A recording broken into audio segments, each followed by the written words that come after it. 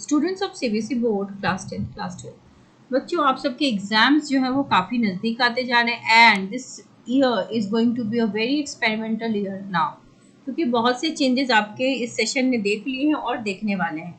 Pattern change, syllabus थोड़ा सा change, again exam का सैम्पल पेपर चेंज, तो बहुत सारे चेंजेस हैं। Students are facing some issues preparation में, खासतौर पे क्लास 12 के बच्चे, 10th के बच्चे भी फेस करते हैं, 12th के बच्चे भी फेस करते हैं। सिलेबस ही नहीं कंप्लीट होता बच्चों का, ज़्यादातर बच्चों का। अब देखते हैं कि प्रॉब्लम्स क्या क्या है और उसको आप कैसे डील कर सकते हैं।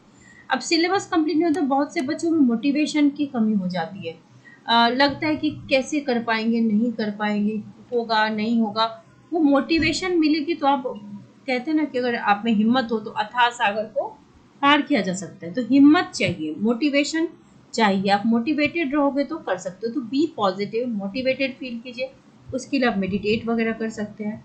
आजकल की जो जनरेशन है, मैं ये नहीं कहूँगी गलत या सही, but there is lots of distraction due to social media. ठीक है, सोशल मीडिया को जो आप यूज़ करते हैं, इंस्टाग्राम यूजली खासतौर पे बच्चे इंस्टाग्राम पे बहुत ज़्यादा टाइम लगाते हैं या फिर गेमिंग करने में टाइम लगा देते हैं। तो आपके कब 2-3 घंटे ऐसे स्क्रॉल करने में चले जाते हैं, यू इवन डोंट नो। ठीक है, या दोस्तों से चैट करने में, तो एन नंबर ऑफ थिंग्स है जो आपको डिस्ट्रैक्ट करती हैं। तो डिस्ट्रैक्शन से बचिए, आपका समय बचेगा।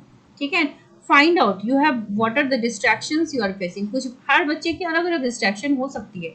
किसी का टाइम मूवी देखने में चला जाता होगा, किसी का टाइम दोस्तों के साथ हैंग आउट करने में जाता होगा, तो किसी का सोशल मीडिया पे जाता होगा। तो आपके जो भी डिस्ट्रैक्शंस है उसको दूर कीजिए। फ़ोन से थोड़ा दूर रहिए, बहुत ज़्यादा उसको मतलब टाइम मत दीजिए।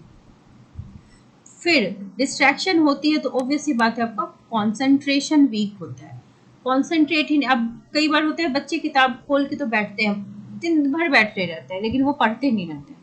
मतलब ये मैंने, this is my personal experience with so many students कि दे स्टडी, मतलब उनकी बुक्स खुली हैं but they are not reading. आप पढ़ नहीं रहे होते हो, किताबें बस खुली हुई हैं।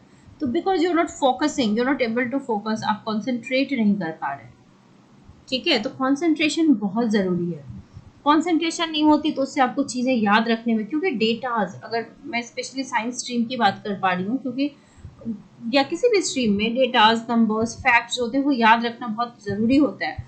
और 12th क्लास के लिए तो सिलेबस भी बहुत ज़्यादा होता है, सो time management is also a factor.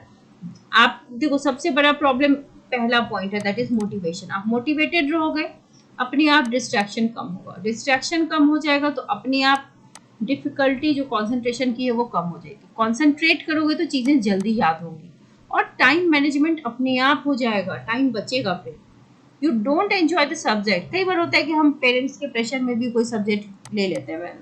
मान लो कि मुझे लेना है लाइक, मतलब एक सब्जेक्ट लेना है ह्यूमैनिटी का, बट मेरे पेरेंट्स ने मुझे इंजीनियर बनाना था या डॉक्टर बनाना था, पीसीएम या पीसीबी दिलवा दिया। आप नंबर समझ नहीं पा रहे हो, बिकॉज साइंस स्ट्रीम में आपको न्यूमेरिकल्स डील करनी पड़ती हैं and many students are not interested in maths. तो ऐसा होता है कि आपको सब्जेक्ट में मज़ा नहीं आता, सब्जेक्ट में मज़ा नहीं आता तो पढ़ने का मन नहीं करता। तो देखो, अगर आपने अपने सब्जेक्ट चूज़ कर लिया तो अब तो आपके पास ऑप्शन नहीं है, आपको उसमें इंटरेस्ट जगाना पड़ेगा। इसीलिए जब हम सब्जेक्ट सिलेक्शन करते हैं तो बहुत सावधानी से करते हैं कि जिसमें आपको इंटरेस्ट है तो ही उस स्ट्रीम को पकड़िए। ठीक है, इतनी सारी प्रॉब्लम्स ना भी हों तो भी कई बार क्या होता है कि हमारे पास राइट रिसोर्सेस नहीं है। आपके पास, आपको पता नहीं कि आपको कौन सी बुक से पढ़ना है, कौन से नोट्स यूज़ करने हैं, किस तरह का एमसीक्यू करना है। ठीक है, क्योंकि एग्जाम्स में सबसे पहली चीज़ होती है you should know the syllabus. आपको सिलेबस का पता होना चाहिए, वेटेज का पता होना चाहिए। सिलेबस जानना सबसे ज़्यादा ज़रूरी है, फिर वेटेज किसका कितना है वो जान लेंगे तभी हम पढ़ाई। फिर एक टाइम टेबल हमारा होना चाहिए कि हमारे पास एक प्रॉपर टाइम टेबल हो, उस जिसमें आप क्या करोगे, अपने सिलेबस को टाइम के साथ फ्रेम में बांध के देखोगे कि किस तरीके से आप सिलेबस को डिवाइड कर दो। सपोज अगर मेरे पास 4 महीने बचे हुए हैं और मेरे पास 5 सब्जेक्ट है, तो मैं क्या करूँगी, 4 महीने 5 सब्जेक्ट है तो मैं लास्ट का जो 1 मंथ है वो रख लूँगी प्रैक्टिस के लिए। 3 मंथ्स में मैं ये जो 5 सब्जेक्ट्स है सबकी प्रैक्टिस कर लूँगी, अच्छे से तैयारी करूँगी, टाइम को मैनेज करके करूँगी।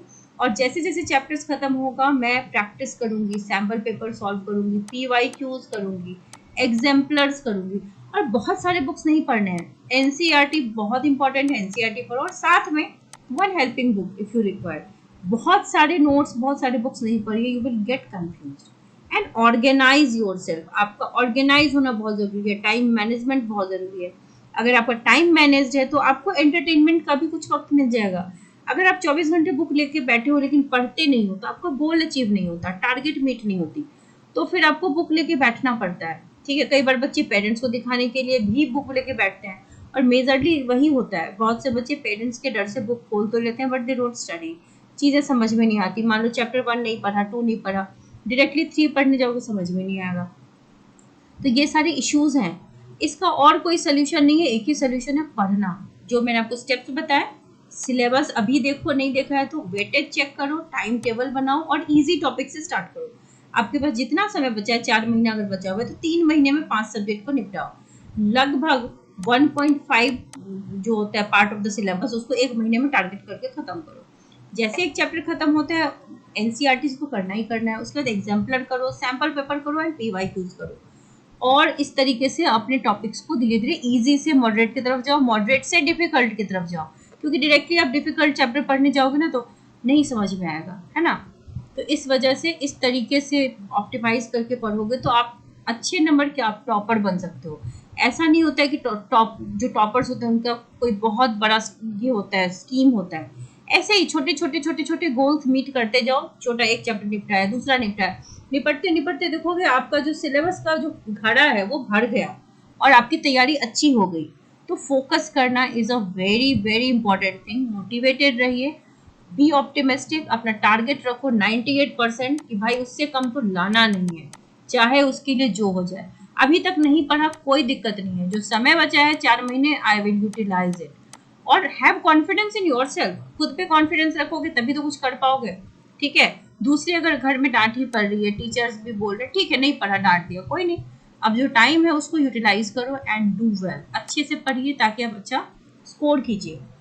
लास्टली टॉकिंग अबाउट स्टूडेंट्स जिनको केमिस्ट्री पढ़ना होता है, क्लास 12 केमिस्ट्री और क्लास 10 साइंस, इसके लिए मैं बता दूं कि आपके लिए स्पेशल बैचेस बन गई हैं, तो आप बैचेस ज्वाइन कर लीजिए जिसमें आपको खासतौर पे एनसीईआरटी पढ़ाई जाएगी। And I will be sharing the highlighted PDF of NCERT, जिसमें आपको क्या पढ़ना है दैट इज ऑलरेडी हाईलाइटेड, तो आपका वो एक बर्डन कम हो जाता है।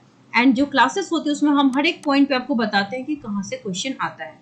So notes, practice papers, everything will be provided. 3 classes a week होती हैं वाया जूम। एंड बैच का जो प्राइस है वो 50% से रिड्यूस भी कर दिया गया है, तो आपके बेनिफिट के लिए। सो ईमेल कर सकते हैं या इस नंबर पे आप मुझे मैसेज डाल सकते हैं, व्हाट्सएप पे मैसेज कर सकते हैं, I will be reverting. And class 12 chemistry के लिए जो नया पैटर्न है उसके अकॉर्डिंग ये अपडेटेड वीडियोज़ हैं नाउ, जो कि आपको इसकी जो प्लेलिस्ट की लिंक है डिस्क्रिप्शन बॉक्स में मिल जाएगी, वहाँ से देख लीजिए। These are all the important questions पर चैप्टर जो रिपीटेडली कई बार पूछी गई। So wishing you all the very best. अगर वीडियोस पसंद आए तो चैनल को सब्सक्राइब करना मत भूलिए ताकि आपको सारे अपडेट्स ऑन टाइम मिल सके। Wish you all the very best.